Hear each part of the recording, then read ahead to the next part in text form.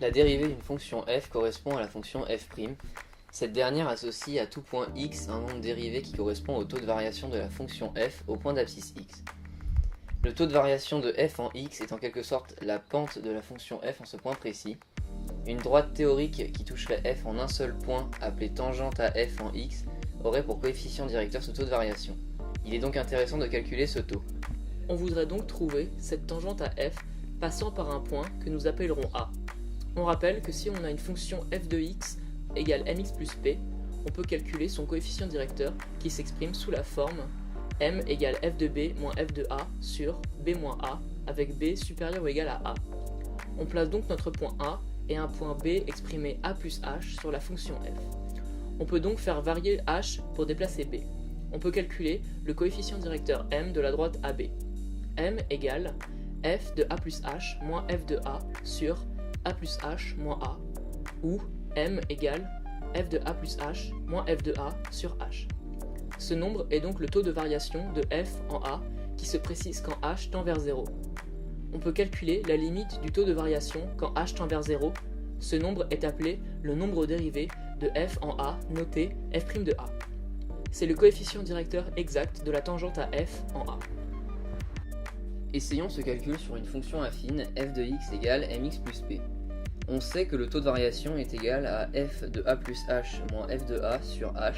On applique cela à notre fonction et on obtient m de a plus h plus p moins m de a moins p sur h qui est égal à m de h sur h qui est égal à m.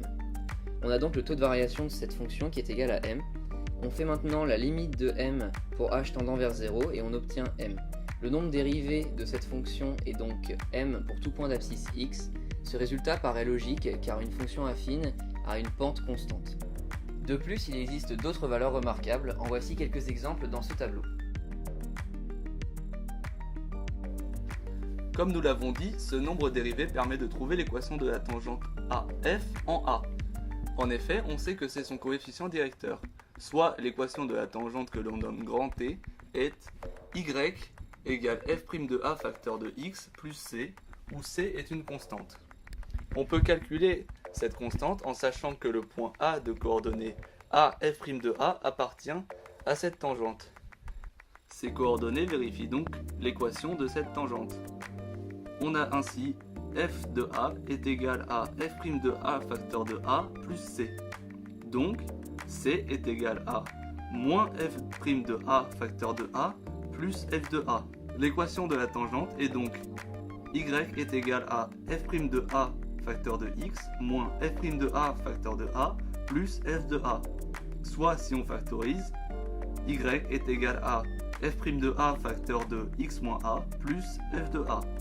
Au final, on pourrait par exemple calculer la tangente à f de x est égal à x carré plus 3x moins 1 au point d'abscisse moins 1.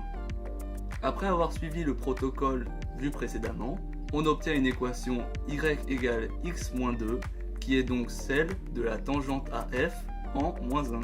Ainsi, on peut calculer l'équation de la tangente à n'importe quelle courbe en n'importe quel point, ce qui a un grand intérêt en mathématiques.